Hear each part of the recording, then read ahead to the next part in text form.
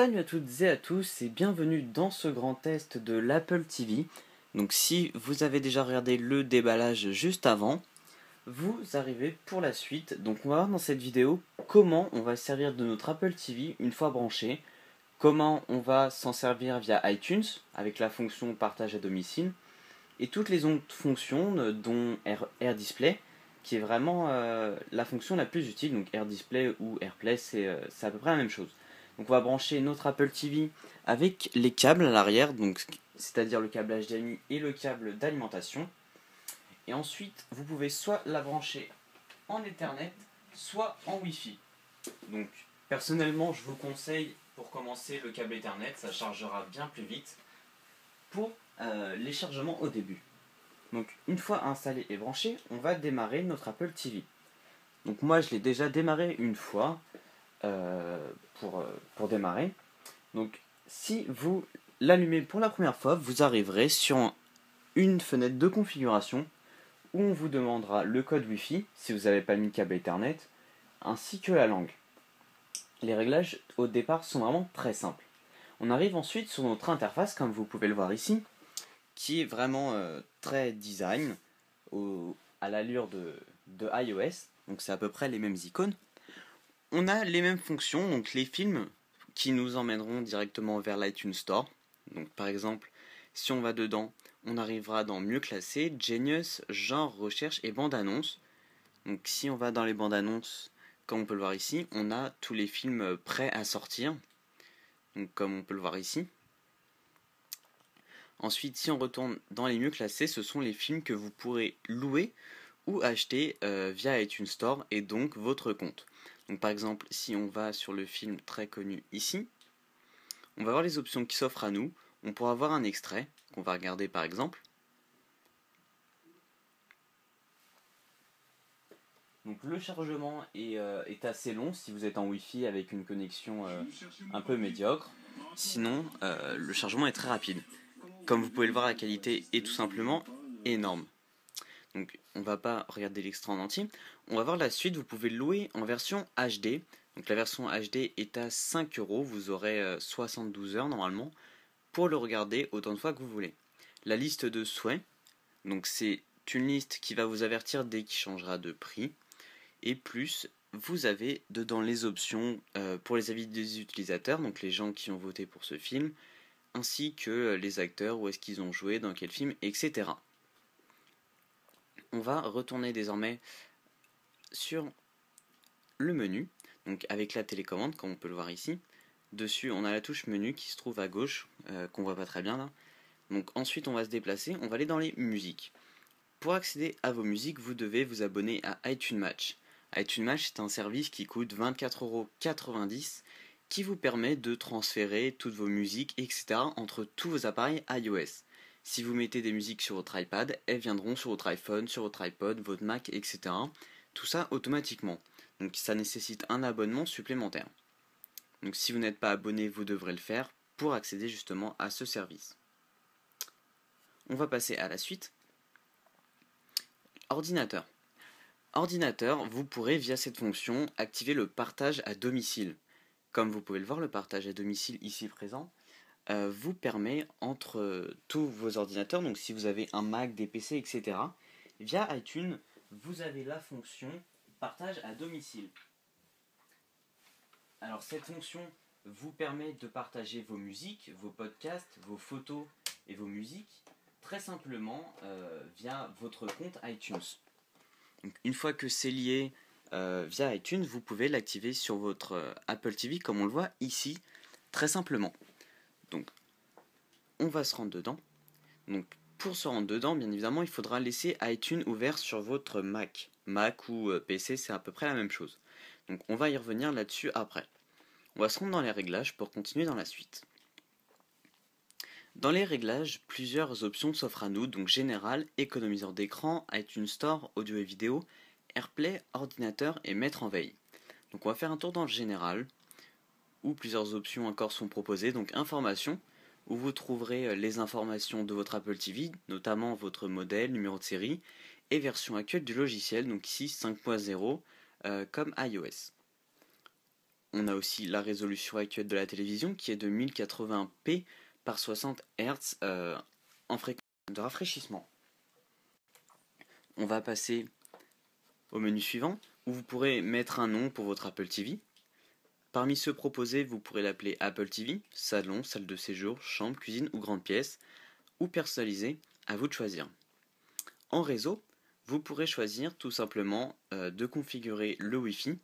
Si vous êtes déjà en Ethernet, donc pour configurer ce Wi-Fi, vous débranchez tout simplement votre câble et l'Apple TV va reconnaître l'absence du câble et vous proposer un réseau Wi-Fi. Ensuite, via cette option TCP/IP, vous pourrez mettre une adresse IP fixe ou automatique pour ceux qui utilisent cette fonction. Ensuite, dans les contrôles parentaux, si vous souhaitez laisser vos enfants accéder à celle-ci, vous pourrez activer les contrôles parentaux et bloquer certaines fonctions, notamment YouTube par exemple, iTunes Match pour les musiques, les radios, les podcasts, les bandes annonces, etc., etc. Donc cette fonction est utile si vous avez des enfants de bas âge et si vous voulez restreindre l'accès à certaines applications disponibles sur votre Apple TV. Ensuite, dans Télécommande, vous avez l'option, comme on peut le voir, jumeler l'Apple Remote. L'Apple Remote, c'est la petite télécommande qui est fournie avec. Comme on le voit ici, celle-ci est déjà jumelée, donc ça ne sert pas à grand chose. On va ensuite retourner dans le menu. Alors, si ça veut bien y retourner. On arrive ensuite à mettre à jour les logiciels. Votre Apple TV est à jour en version 5.0. Ensuite, nous arrivons au fuseau horaire qui sera au premier démarrage celui de Cupertino. Donc vous pourrez très simplement le modifier vous-même en choisissant dans cette liste votre ville. Et ensuite réactiver le réglage automatique pour heure d'été, etc. Ensuite, vous pouvez choisir la fréquence de mise en veille qui est proposée à jamais, 15 minutes, 30 minutes, 1 heure, 5 heures, 10 heures ou jamais. Donc la fréquence de mise en veille, c'est l'extinction de l'Apple TV. Donc mise en veille et extinction, c'est la même chose.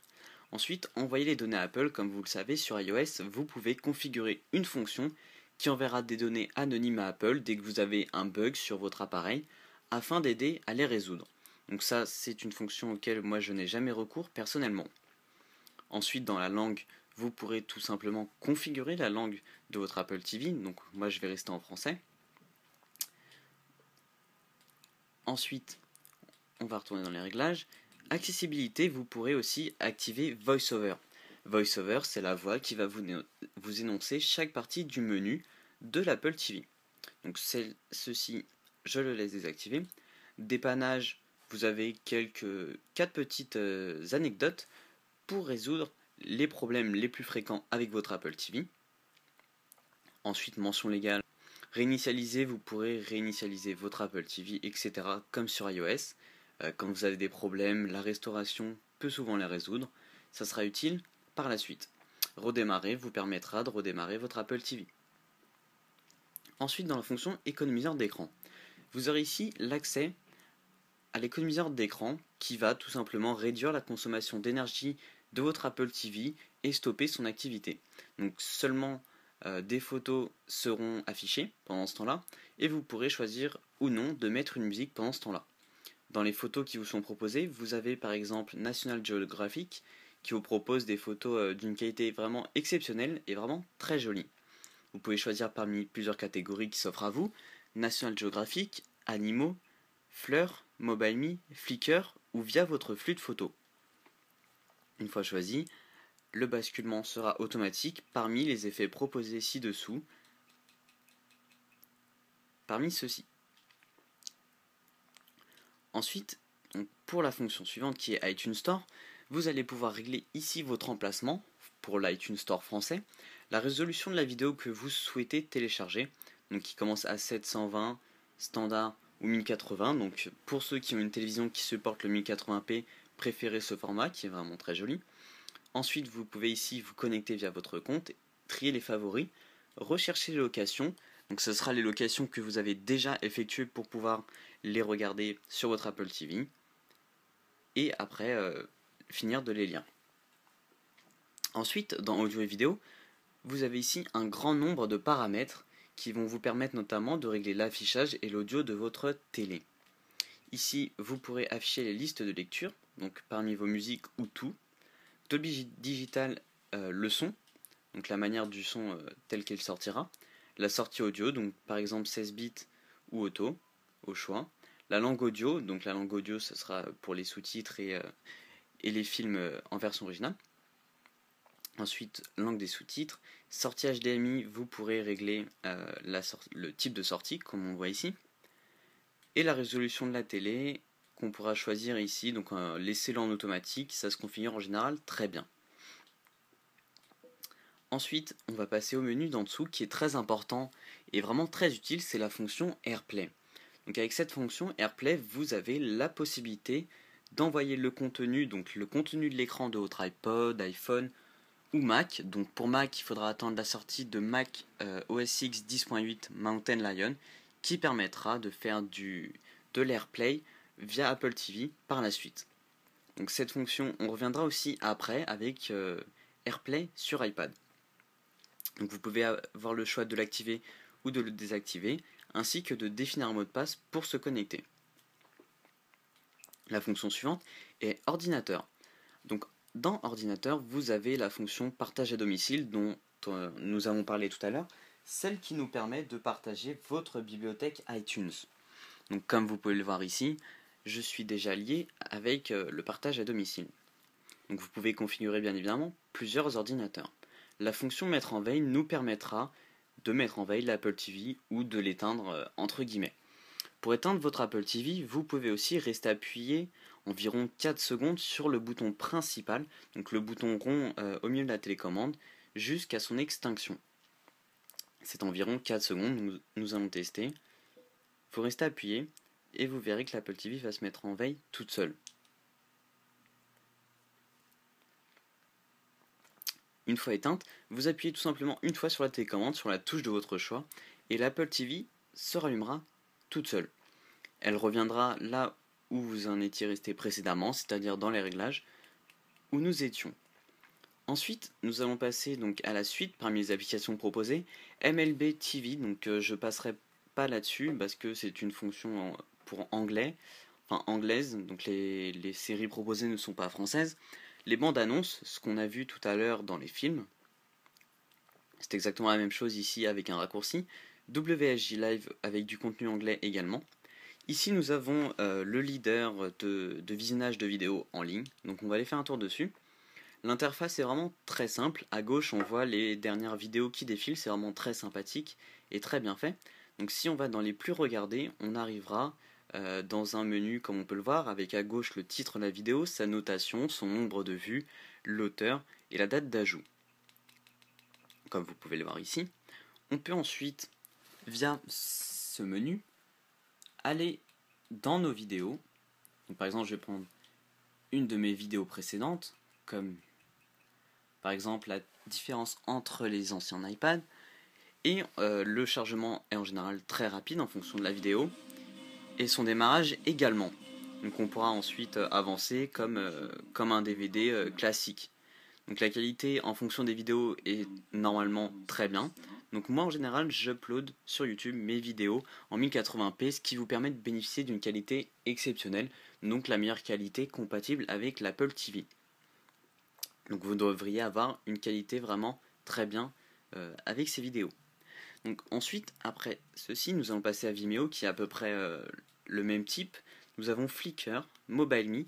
Donc MobileMe qui ne devrait plus exister dans quelques temps désormais, ce qui sera remplacé par iCloud. Donc on verra ce qui sera mis à la place. Ensuite nous avons PhotoStream. Donc PhotoStream c'est le flux de photos iCloud. Donc c'est vos dernières photos qui sont synchronisées automatiquement. Donc elles seront affichées ici. Vous pourrez en faire un diaporama pour les afficher. Vous ne pourrez pas choisir d'afficher que quelques photos ou quelques dossiers. Pour afficher seulement les photos de votre choix, on passera par la fonction ordinateur et donc de la fonction partage à domicile qu'on verra juste après. Ensuite, nous avons les radios qu'on voit ici, classées en plusieurs catégories de noms anglais. Donc, pour chercher les chansons, ça sera assez difficile. Il n'y a pas de fonctionnalité de recherche, ce qui va vraiment rendre difficile la recherche de votre radio préférée. Ensuite, nous allons passer aux podcasts. Donc les podcasts, c'est l'iTunes Store parce que, comme vous le savez, les podcasts disponibles sur l'iTunes Store sont aussi disponibles sur votre Apple TV.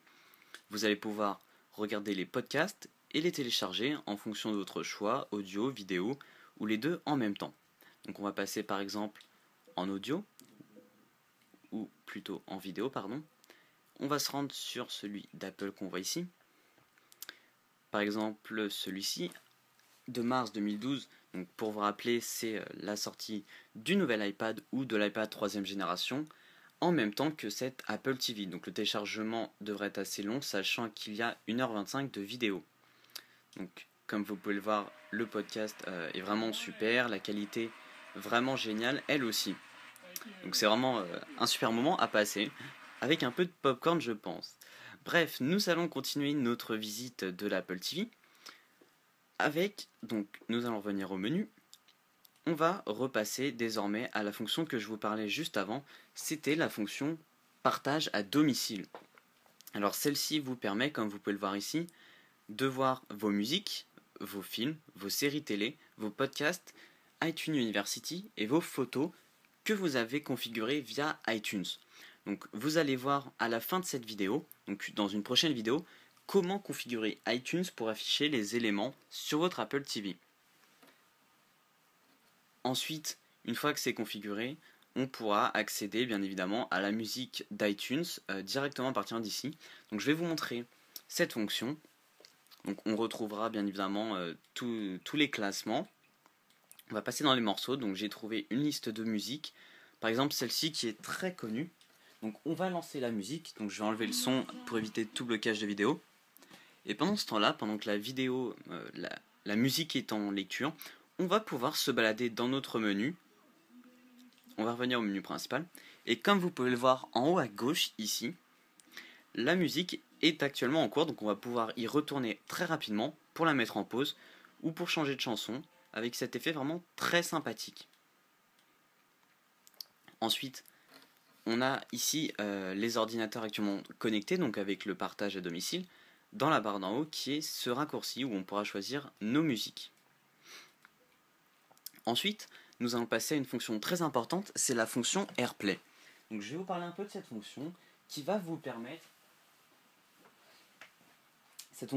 permettre d'envoyer le contenu de votre iPad 2, nouvel iPad, iPhone 4S, etc. vers votre Apple TV sans câble. Pour information, vous n'êtes pas obligé d'utiliser une Apple TV. Si vous le souhaitez, vous pouvez acheter l'adaptateur HDMI qui vous permet de brancher votre iPad avec le câble HDMI. Donc c'est iPad et iPhone, bien évidemment, c'est les autres iDevice. Vous n'avez plus besoin de cet adaptateur désormais, car la configuration se fait via Apple TV, le tout en Wi-Fi. Donc on va voir comment on va configurer l'iPad pour être compatible en mode AirPlay. Donc il faut savoir que c'est vraiment très très simple. Donc on va se rendre sur l'iPad comme on le voit ici. Vous allez ouvrir la barre multitâche. Donc la barre multitâche, c'est un double appui sur le bouton Home. Vous déplacez ici vers la droite. Et ensuite ici, comme vous pouvez le voir, il y a une icône avec une flèche dans ce carré. On va appuyer dessus et vous aurez deux options. iPad et votre Apple TV. Donc on va choisir l'option Apple TV juste ici. On va la sélectionner. Et en mode recopie vidéo, et comme vous pouvez le voir ici, ça s'affiche sur la télé. Donc si je désactive la recopie vidéo, ça s'éteint. Donc je vais réactiver la recopie vidéo afin de vous montrer comment ça va se passer sur l'iPad. Donc on va voir que le flux est vraiment très... Donc ici par exemple, comme vous pouvez le voir, ça rame un petit peu. En fonction de votre connexion Wi-Fi, si vous avez plusieurs iDevice connectés, attendez-vous à quelques problèmes de latence. Donc, comme vous pouvez le voir, c'est un petit peu long. Donc privilégiez le Wi-Fi parce que ça peut toujours être utile entre l'iPad 2 que j'utilise actuellement et votre Apple TV. Donc avec cette fonction AirPlay, vous pourrez bien évidemment jouer à des jeux, donc notamment Real Racing qui vous permet de jouer à plusieurs sur le même écran via cette fonction AirPlay en Wi-Fi. Vous pourrez bien évidemment jouer à plusieurs avec différents iPads. Le jeu est vraiment très bien adapté, c'est un jeu vraiment excellent pour ceci. Il est adapté donc pour afficher deux fonctions différentes, les pédales, la carte et les informations de tour sur votre iPad et le reste sur la télé afin d'avoir une vision très claire. Donc le jeu est vraiment très complet à ce niveau-là. C'est pour ça qu'en AirPlay vous pouvez profiter du jeu au maximum sans avoir de câble branché en même temps. Comme vous pouvez le voir ici, sur l'iPad nous avons le menu et sur la télé nous avons la voiture. Donc si on fait une course rapide, je vais vous montrer dans ce jeu, nous avons sur la télé juste un écran de chargement et sur l'iPad ici, cet écran. Donc on va le voir tout de suite. Sur la voiture, sur la télé, ici, les informations de tour. Donc là, comme vous pouvez le voir, ça rame un petit peu, mais on va pouvoir vraiment jouer très simplement au jeu. Donc c'est vraiment très très bien fait pour jouer sans fil, etc. Donc si vous souhaitez jouer vraiment très bien, préférez enlever tous vos iDevice qui sont en Wi-Fi afin d'avoir la meilleure connexion possible. Si vous souhaitez jouer avec vos amis, c'est la même chose. Donc on va enlever cette fonction ici de recopie vidéo et remettre sur le mode iPad afin d'arrêter cette recopie vidéo.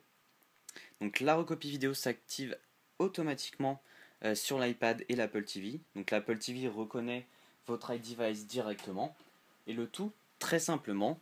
Donc pour information, on va retourner dans les réglages, voir où sont situés ces paramètres dans la fonction AirPlay. Donc si la fonction ici est désactivée, ça ne marchera pas. Votre iPad ou iPhone ne sera pas reconnu.